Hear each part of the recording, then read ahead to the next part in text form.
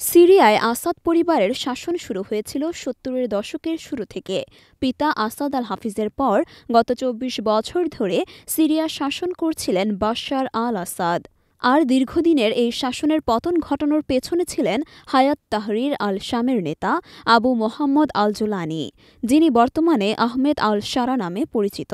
বিদ্রোহীদের মাত্র ১২ দিনের অগ্রা অভিযানের মুখে বাশার আল আসাদের অবিশ্বাস্য পরাজয় বিস্মিত করেছে আন্তর্জাতিক সব মহলকে।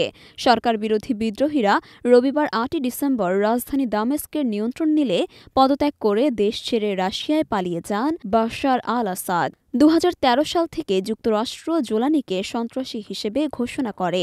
বিশেষ করে তার মিলিশিয়া দলকে ট্রাম্প প্রশাসন ২০১৮ সালে নিষিদ্ধ করেছিল এবং তার মাথার জন্য $১০ মিলিয়ন পুরস্কার ঘোষণা দেওয়া হয়েছিল।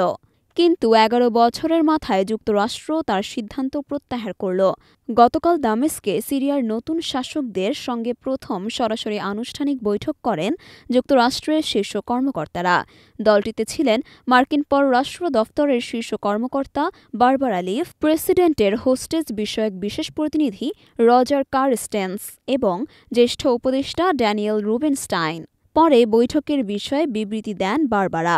তিনি বলেন, তাহরির আল শামের প্রধান আহমেদ আল শারার সঙ্গে তাদের আলোচনা ভালো হয়েছে। দেশটির কোনো গোষ্ঠী যেন সিরিয়া ও বহির্বিশ্বের জন্য হুমকি না হয়ে উঠতে পারে এ বিষয়ে জোর দেন যুক্তরাষ্ট্রের প্রতিনিধিরা। আল শারার মাথার ওপর $১ কোটি যে পুরস্কার ঘোষণা করেছিল যুক্তরাষ্ট্র, সেটি তুলে নেওয়া হয়েছে বলেও জানান বারবারা। আসাদের পতনের পর মার্কিন যুক্তরাষ্ট্রের পররাষ্ট্রমন্ত্রী অ্যান্টনি ব্লিংকন আগেই ঘোষণা করেছেন এইচটিএসের সঙ্গে যুক্তরাষ্ট্র সরাসরি যোগাযোগ করেছে।